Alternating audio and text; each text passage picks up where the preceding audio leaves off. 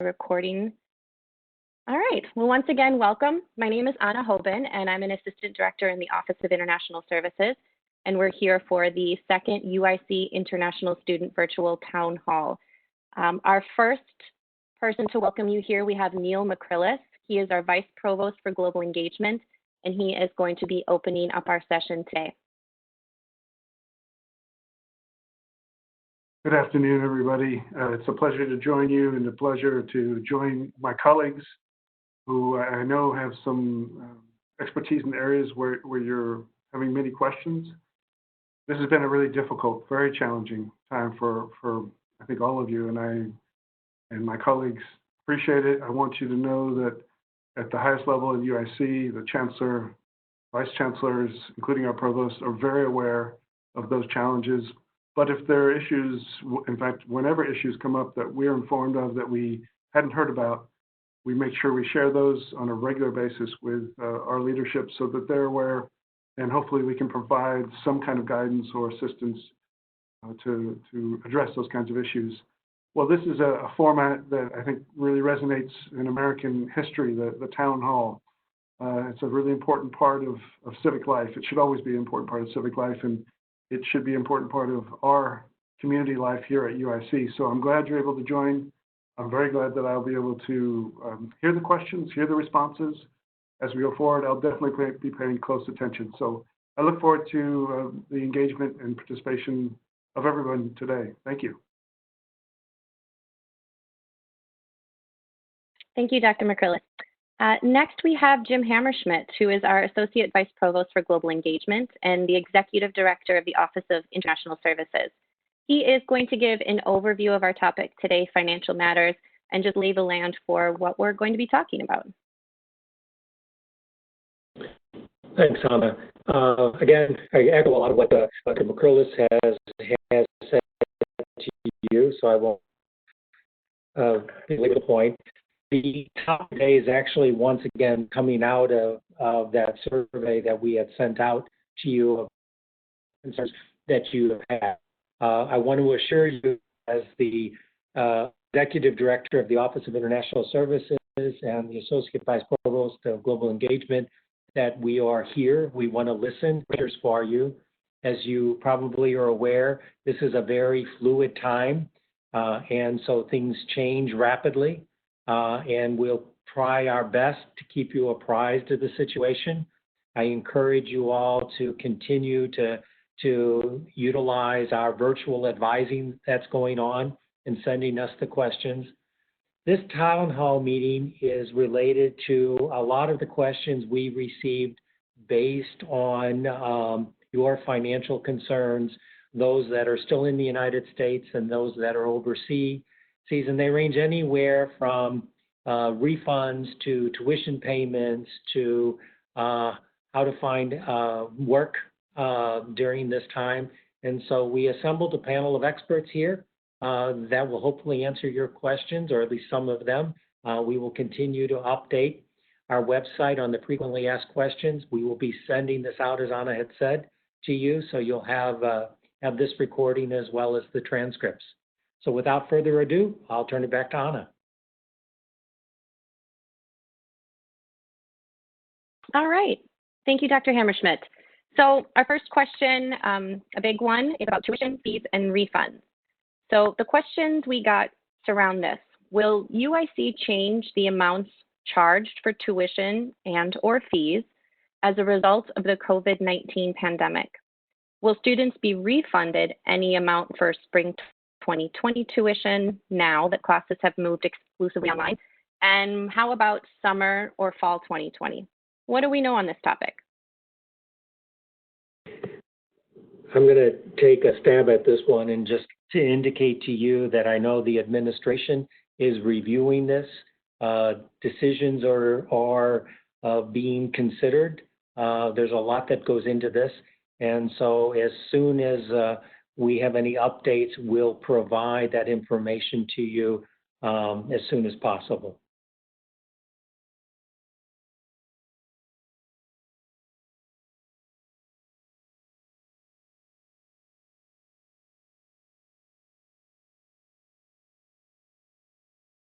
All right, sorry. Thank you, Dr. Hammerschmidt. It looks like I was muted there while our poll was finishing up. Okay, we're going to move on to our next question about campus housing refunds. If an international student left campus housing early due to COVID-19, what do they need to do to receive a refund? When and how can they expect to receive that refund? And will the refund include any unused funds from a meal plan? And we do have Annette Wright, who is from the Office of the Dean of Students, calling in. So I'm going to try to reach her. Let's see if we can. Annette, are you there? Yes, can you hear me? Hi, Annette. Oh, great. Hi. Yeah. So, good afternoon, everyone. So, yes, campus housing is allowing students to cancel their contract as well as their meal plans if they have left campus early. In order to do so, there is an online contract cancellation form that students must complete. In addition, they must also follow the checkout process. If you've already left the country or the state, I would encourage you to contact Campus Housing Administration to discuss what that checkout process would look like and ways for you to return your room keys. So refunds are prorated based upon the date of the completion of the process. And so just by leaving the dorms is not starting that process. As I said previously, students will need to start first with filling out that online form, which is on Campus Housing's website. Typically, refunds take anywhere roughly about 14 days after the process is complete. And yes, those refunds do include are also prorated for the meal plans as well. Okay. Great, that's good to know. So it seems like important piece is communication. Let people know what you're doing, correct, where you are, where you're going. Correct. Yeah, correct. Yeah. I know that there were reports of some students who left their belongings in the residence halls. And so I would encourage, if that did occur, I would definitely encourage students to reach back out to Campus Housing Administration and to talk about what your return might look like and/or your belongings. Yeah, sounds good. And I would say, if any international student is having problems for whatever reason figuring out how to contact Campus Housing, they can reach out to OIS too, their advisor, and we're happy to facilitate a connection in that way. So great. All right, well, I think we'll move on to the next question is about payments. So what options do international students have who are struggling to pay their student account now or in the future? Can payments be postponed? Will late payment fees still apply? And what happens if a student simply cannot pay? I think our panelist, Keely, who I failed to introduce. I'm sorry, Keely. Keely Fletcher is our Executive Director for Financial Aid and Scholarships. She is here with us as well. Are you there, Keely?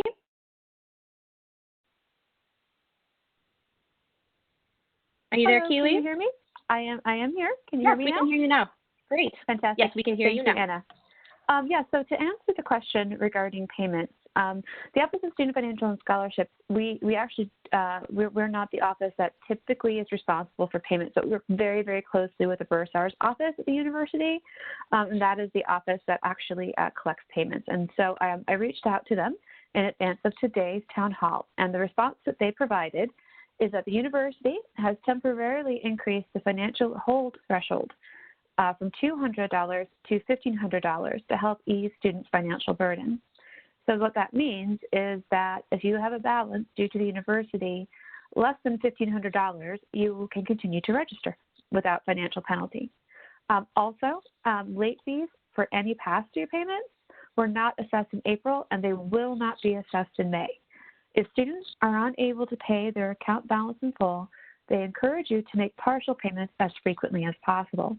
However, in order to register for summer or fall courses, you must be able to pay down your account balance to $1,500 or less. And you can I can provide through the chat to you, Anna, as well as some contact information for them too, if students have any additional questions on their particular charges. Okay, great. Yeah, that's great news about the reduction or in the increase in the threshold amount. And I just wanted to Great. provide So, a clarification. yeah. Can I provide a clarification on an earlier question? Of course. Of course. Yeah, of course. I believe one of the first questions was regarding tuition and fee refunds. And there actually was a refund made to the service fee for students who were full-time students. And it was $153 for third-time students was adjusted. If you are due a refund, so if you did not owe a balance and you are a student who paid that out of your own pocket, you can expect to see your refund starting tomorrow, Friday, April 24th, is when the bursar's office is expected to begin actually issuing refunds to students' account information. If you have questions, if you're going to receive a refund or not, you can check that through the student portal to see your actual account statement, and it will show if a refund is due to you. Great, thank you for providing that clarification. All right, so our next question is about emergency funding.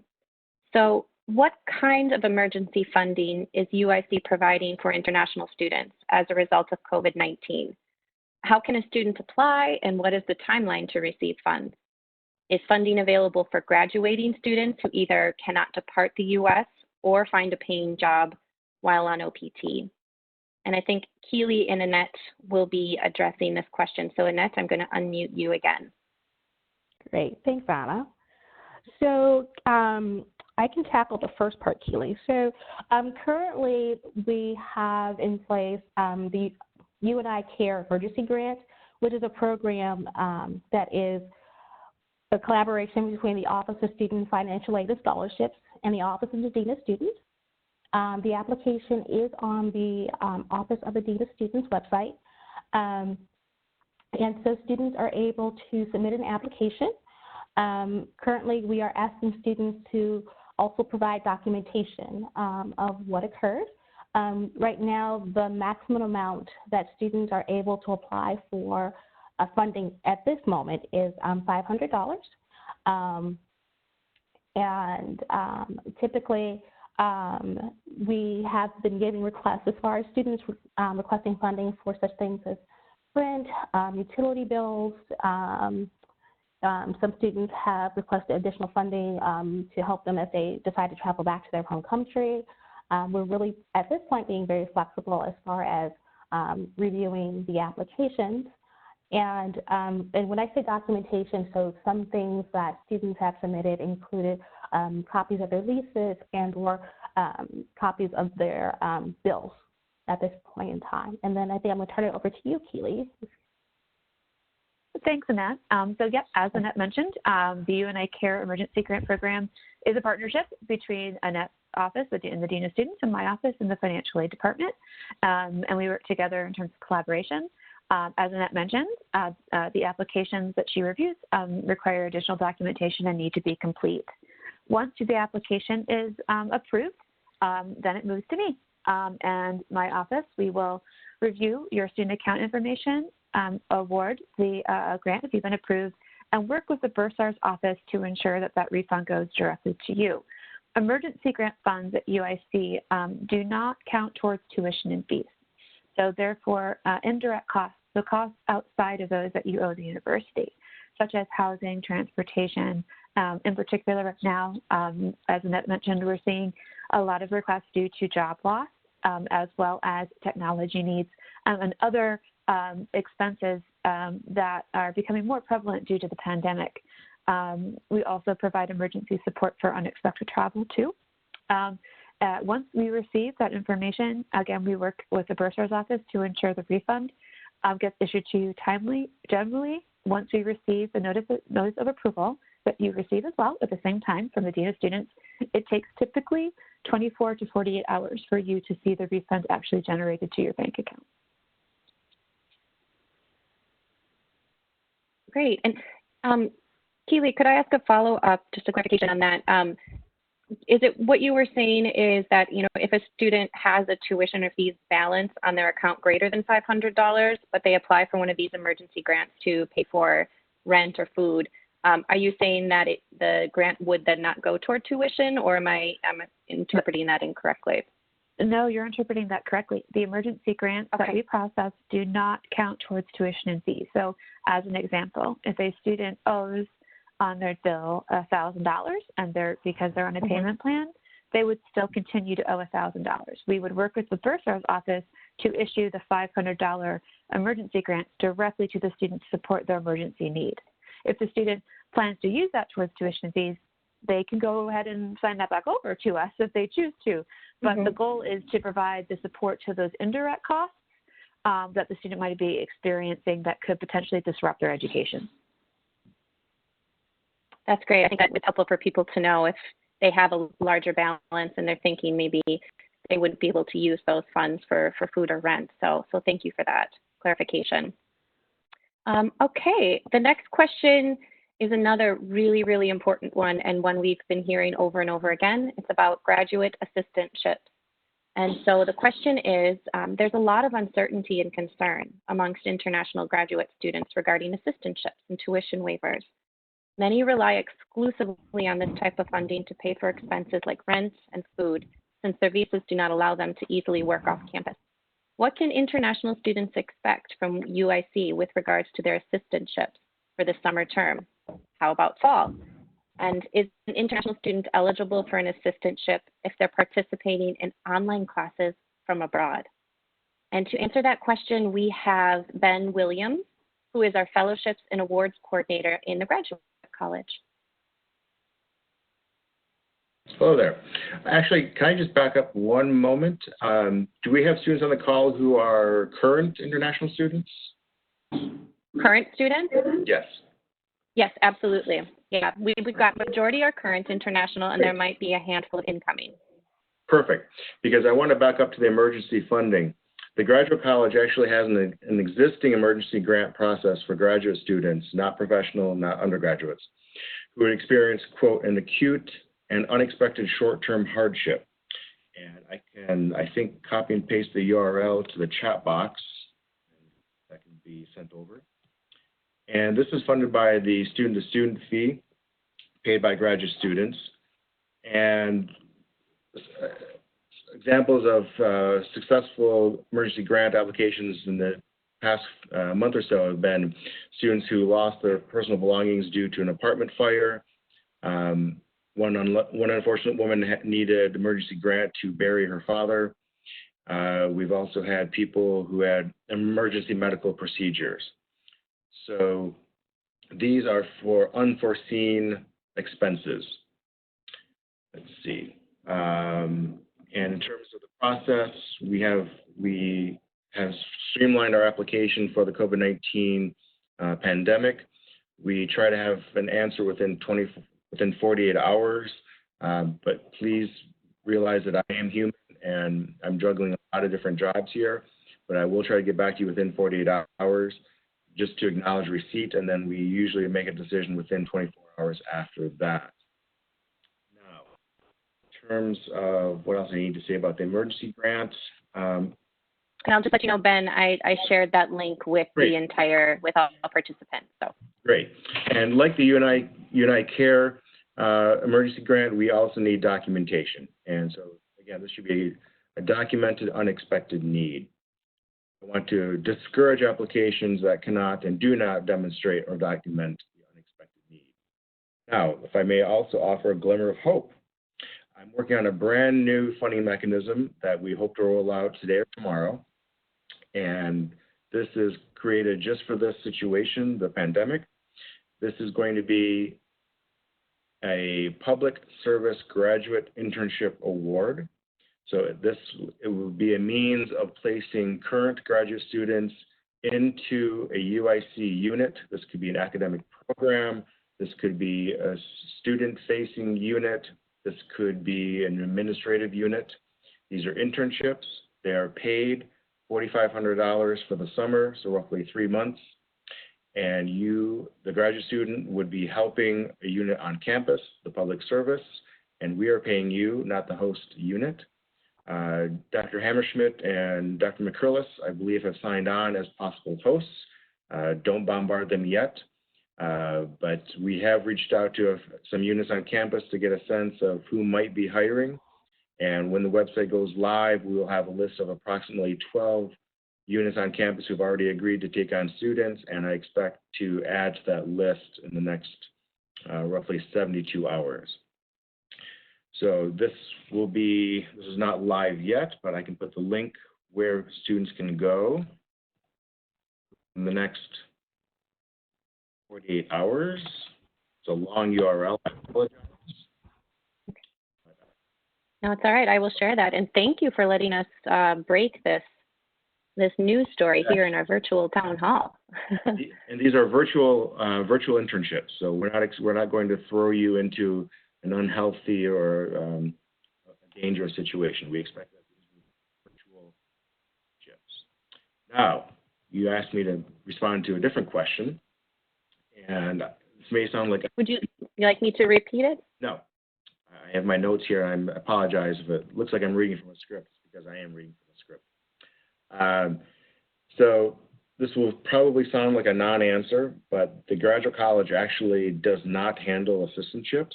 Assistantships are handled at the unit level of the academic department or administration.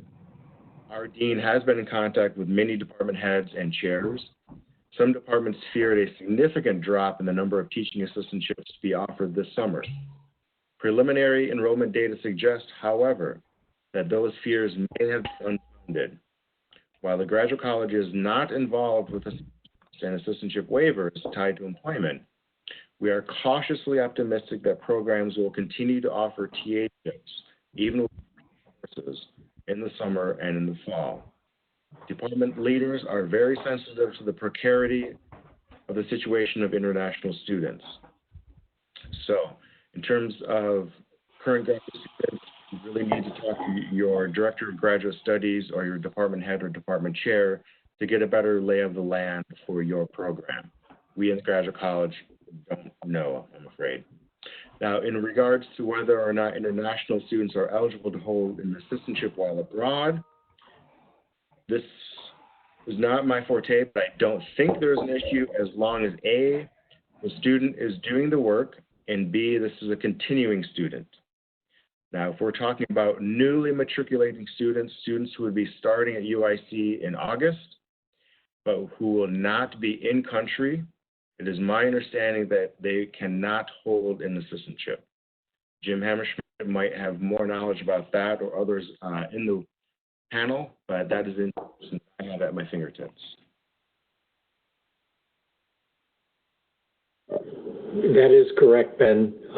If you are a continuing student and maintaining status, meaning you're enrolled in a program showing progression, then you can continue your assistantship as long as the pandemic is in place while you're in your home country, as long as the employment benefits the university, in this case your assistantship would. If you are a new student, would not be in any kind of immigration status for the United States, so it would not have that kind of an option at this particular stage. Great. That's wonderful, encouraging news, Ben, about the more optimistic projections for summer enrollment. So hopefully that will maybe give some people a nice sense of optimism moving forward. So Ben, one more question with regards to graduate assistantships. As I mentioned, there are a handful of students who may be incoming for international students incoming for summer, for fall, who have received assistantship offers. Do you know anything about whether those assistantship offers could be reduced, rescinded, or potentially deferred? I know we talked about the issue if they're not physically present in the U.S., but if fall classes are on campus, on ground, could something happen to those offers that were already sent out? Thank you. I'm sorry, I forgot to mention that. Again, I'm sorry, it's not the purview of the graduate college. The student will want to talk to their director of graduate studies and to their HR person. I think this falls under the purview of HR, human resources. Okay. And often that's just really helpful to know. I think people entering the university and international students especially who aren't familiar with our the way we're set up in our bureaucracy, it's just good to know who to talk to and where they can get reliable information. So you heard it, talk to your Director of Graduate Studies or your HR person if you have questions about an offer you've been given. We're going to pivot a little bit and talk about immigration employment benefits, so going more into the immigration side of things. And this first question is, what do international students who are looking for new or additional work need to know about employment regulations and their visa status? Have there been any changes to F1 or J1 employment regulations as a result of the COVID-19 pandemic? And what is economic hardship, this off-campus work benefit we may have heard of? And should an international student apply for this benefit? Why or why not? And to answer this question, we have Megan Ward, who is our Director of International Student Outreach and Advising Services. Hi, everyone. So to answer the question about changes to immigration regulations regarding employment, there have been no actual changes to the regulations. We have received guidance and clarification on certain things that USCIS, as well as the Student and Exchange Visitor Program, will allow given this time.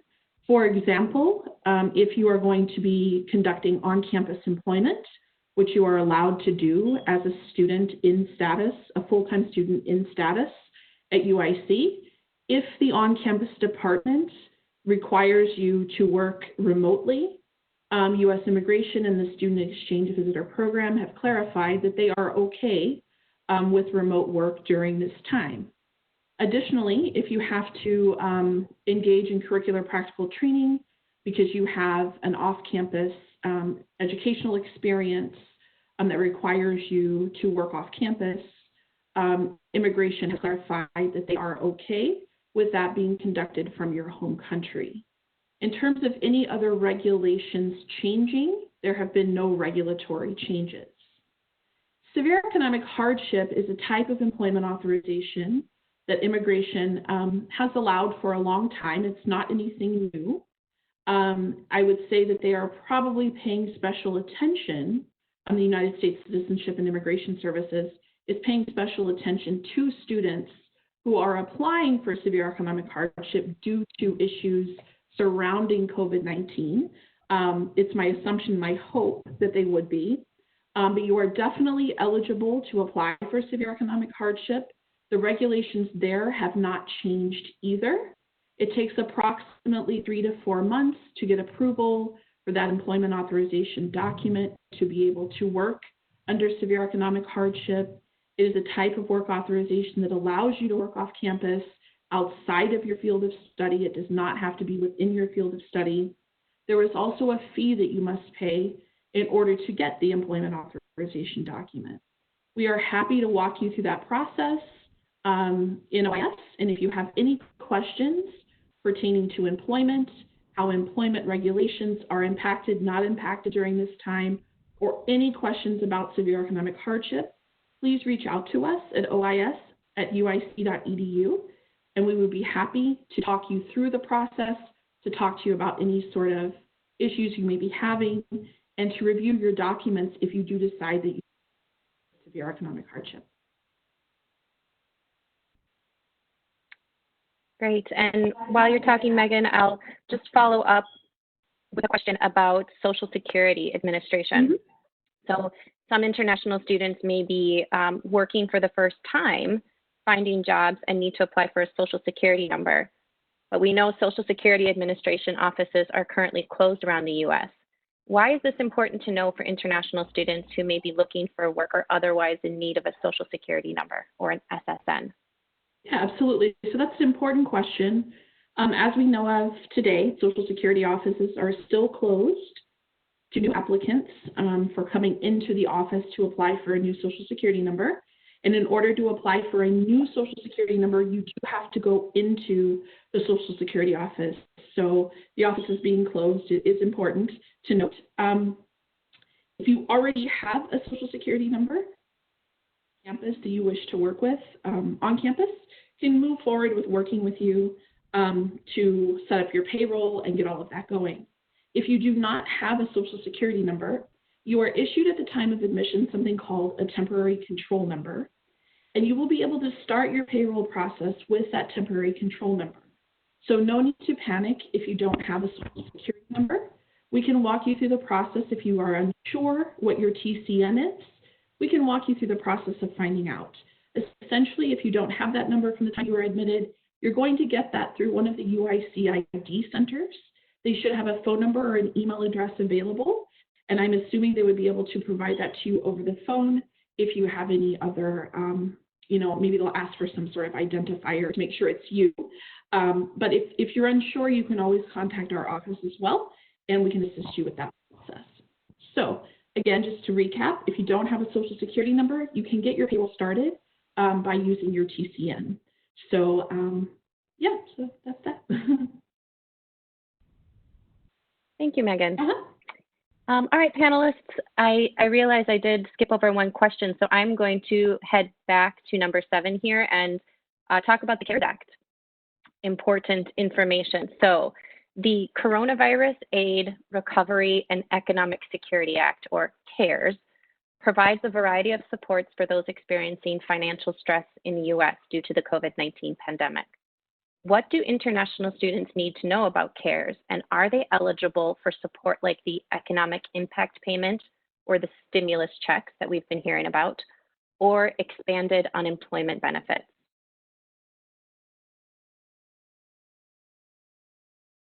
And Keely, were you going to speak on this? I can speak to one specific aspect of the CARES Act. It is not related to the stimulus check, but can you hear me, Anna? Or am I on? Yes, we can. Yep, hear you. Okay. It is related to what's called the Stabilities Grant Fund. That is part of the CARES Act, where there is federal funding that's being provided to institutions to provide direct support to students affected by the COVID-19. And unfortunately, I wish I had better news for our international community, but the sad thing that we learned just this week on Tuesday is that in order to receive that direct-to-student support via the CARES Act, a student would have to be considered Title IV eligible.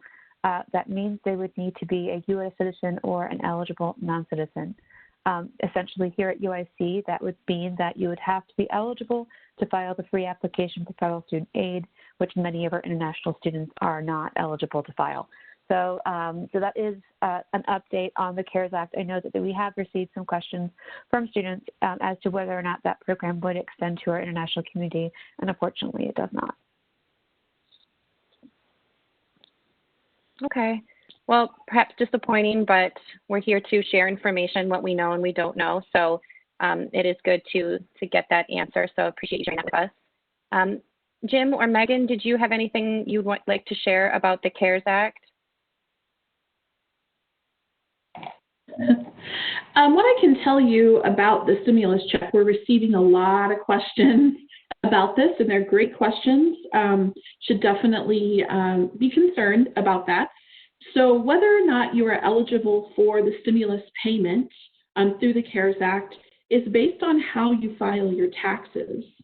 So if you are considered a non-resident alien, which is IRS terminology, you are not eligible for the CARES Act and the payment of the $1,200. If you are eligible to file your taxes as opposed to a non-resident alien, then you are eligible to get that payment. So it really all depends on how you file your taxes. So resident aliens typically are filling out the 1040 or the 1040 EZ. Non-resident aliens are filling out the 1040 NR or the 1040 NREZ. I have a lot of students that have said to me, well, I did fill out the 1040, so I got the payment. And I said, oh, okay, well, you must have met a substantial presence test. And that's really what it comes down to, is how long you've been in the United States. I'm not a tax expert, so I really, don't know the ins and outs of determining substantial presence. But students have found out that they actually didn't meet the substantial presence test and were unaware that they needed to file the 1040 NR instead of the 1040. So some people have received those payments by mistake, and there is a process that you can go through with the IRS to amend your tax return and return the funds as well. So if you have any questions about that, you can always email our office as well. And then I'll let Dr. Hammer Schmitz comment if there's anything else that I missed. So Megan, I think you captured the essence of it. Just remember, though, that it is important that if you should have filed the non-resident or 1040 NR and you received the check, that check really should go back. It could negatively impact your status. And so you want to be very careful on that. In addition to that, we sent out as well an email to give you some more information. So it's in written form. And I believe by now it's also posted on our website as well. So if you want to reference. The other thing is to put a plug in here. We are having another tax webinar that's coming out too. And our accounting expert that presents that will also be providing you a little bit more information on what to do in case you had questions related to that. So again, if you filed incorrectly, we've got a lot of information. Please feel free to reach out to us and we can go from there. Thank you.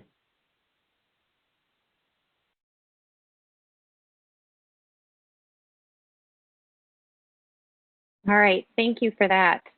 All right, so let's just take a look at our list here. I think we've gotten to the end of our pre-moderated questions. I think I would like to just open it up to all the panelists to see if how we could get additional help. So if we could go through the different panelists, and if you don't mind just reintroducing yourselves and the office you represent, and how to best get in touch with your office if someone really was interested in something you were talking about, just so we can get a summary of how to connect with you or your office. Maybe we can start with Ben. Do you mind sharing how to get in touch with you or the graduate college? Sure. This is usually when I have my colleagues in the room, I give someone else's email address just to be funny. But no, my email address is bwilly7. I'm going to spell it out, BWILLI 7 at UIC.edu. And my name is Ben with 2 N's Williams. It's not a typo. And in terms of updates, graduate students should be receiving what is now a weekly newsletter put together by my colleague Teresa Christensen Cavadillo and her graduate student. It's a weekly online newsletter with different tips and resources, and those go out via the UIC grad listserv. I believe all graduate students on campus are already enrolled into that listserv. Otherwise, our website is grad.uic.edu. I'll type that in as well. And from there, we have a new chat feature to ask questions. And if you go to About Us in the directory, you can find a whole slew of my colleagues and their specialties and their contact information. So if you give me 1 second, I will put that link in the box as well. Is that good?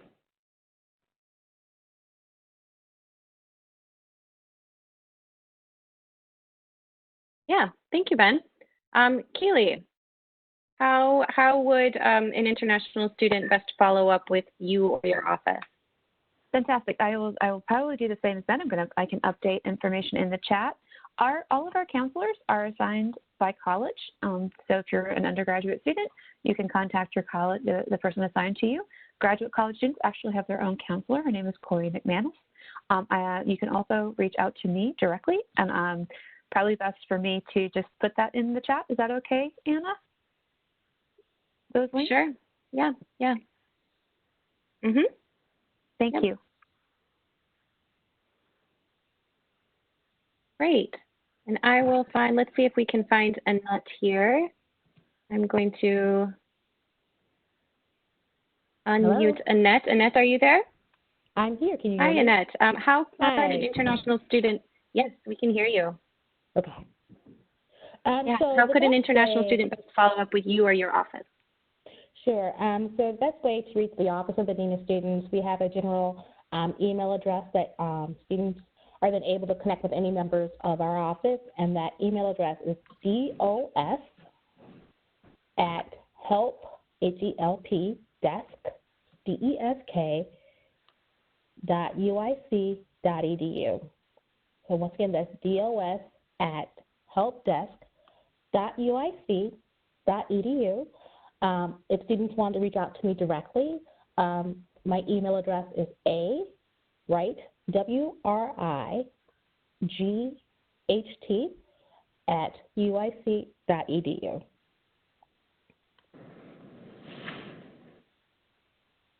Great. Thank you, Annette. Megan, do you want to talk about how to connect with the Office of International Service if someone doesn't know yet? Sure. You can call our office. We are answering the phones there in the office. You will be referred to the OIS email, which is ois@uic.edu. We have advisors available to answer your questions Monday through Friday, 8:30 to 5. And all of your paperwork can be submitted through the email, as well as you can set up advising. If you would like virtual advising, we can do it with you, or if you just prefer to email advise with us, we are happy to do that as well. And we are advising students all day long. So please bring on your questions. We're happy to receive them. Great. Well, thank you, everyone. I'll just open it up one last time. Is there anything any of the panelists would like to add? Any of the Q&A that has been posted you would like to comment on? I will say, if you have posted a question and we haven't answered it here, we will be following up with a written document, so we'll try to get all of these questions answered. But just give a moment for our panelists to review those and put in any last words before we finish up today. Anna, can I go ahead? This is Neil. Of course, yes. Yeah. There were some questions that I saw that I think definitely people would want to know answers to, and some of them might be real simple ones to respond to. I also did want to respond to the question about fall classes, because that came up in the Q&A. So if I could first say that there was a question about whether UNI Care funds are available to students who are not registered. I think I know the answer, but maybe someone who could definitively respond to that.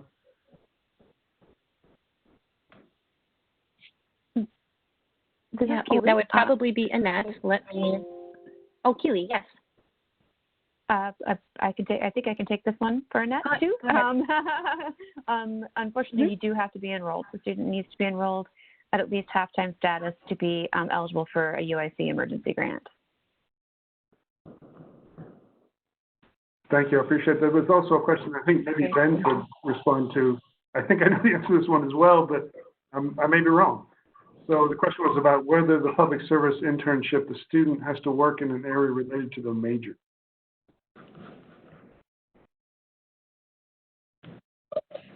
I have a habit of muting myself. Am I muted now, or can you hear me? Okay. No. We can hear you. In fact, I would encourage students to think broadly. This is a one-in-a-lifetime opportunity to work on campus. This is not something we anticipate offering again. We hope that this pandemic goes away. Be creative. And there was also a question about grad assistants and John Marshall Law School. And I'm not entirely clear, but I think, at least for now, John Marshall Law School is treated separately. I don't know. Ben? Yes. I can take that one. I can Great, take that one for you. This is Keely. Sure, thank you. Problem. No problem at all. John Marshall, unfortunately, there are no assistantships available through John Marshall Law School. If you are either a student at John Marshall Law School, or if you're a graduate assistant wanting to take courses at John Marshall Law School, there are no waiver eligible assistantships in John Marshall programs. The reason for that is John Marshall Law School is kind of what Ben was getting to. They're a self-supporting unit, a self-supporting college. So unfortunately, programs at John Marshall are waiver ineligible. Could I just say, Anna, one thing about the fall semester, because I know we're all aware of the discussion. So To be completely truthful, there's no one at UIC that knows right now what will happen for the fall semester courses, whether they'll be on campus, online, or some of both. And no one knows. But I can tell you that the chancellor and the provost are very, very eager to develop different contingencies to respond to the very rapidly changing environment related to COVID-19. So they are already at work planning out different scenarios that will allow the maximum access to students, but still protect their safety, ensure that they can have a effective but also safe learning environment. So the reality is we are all going to have to wait to see how things develop, but that I can assure you the administration at the very highest levels is working very hard on responding to whatever the developments might be with the best balance between retaining online classrooms, but also maintaining the safety for students and faculty and staff on campus. So they are working hard, and I expect they will be able to share something with all of us in the not too distant future.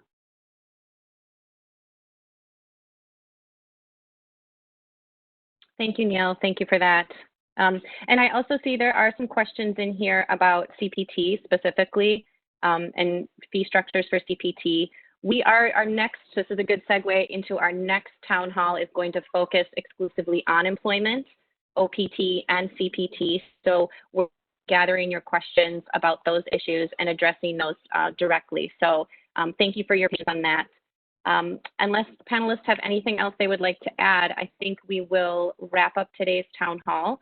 Like I said in the beginning, there will be a recording of this session that we will share and a written summary that we will share with everyone. Thank you for your questions. Thank you for your attendance. Thank you again to our panelists for sharing your time and your expertise for the international student population. This was very, very helpful. And yes, thank you very much. We hope you all stay safe, stay well, and don't hesitate to reach out to the Office of International Services if you need additional support or questions. Thank you so much. I'm going to end our recording and take care. Thank you. Have a good day. All right.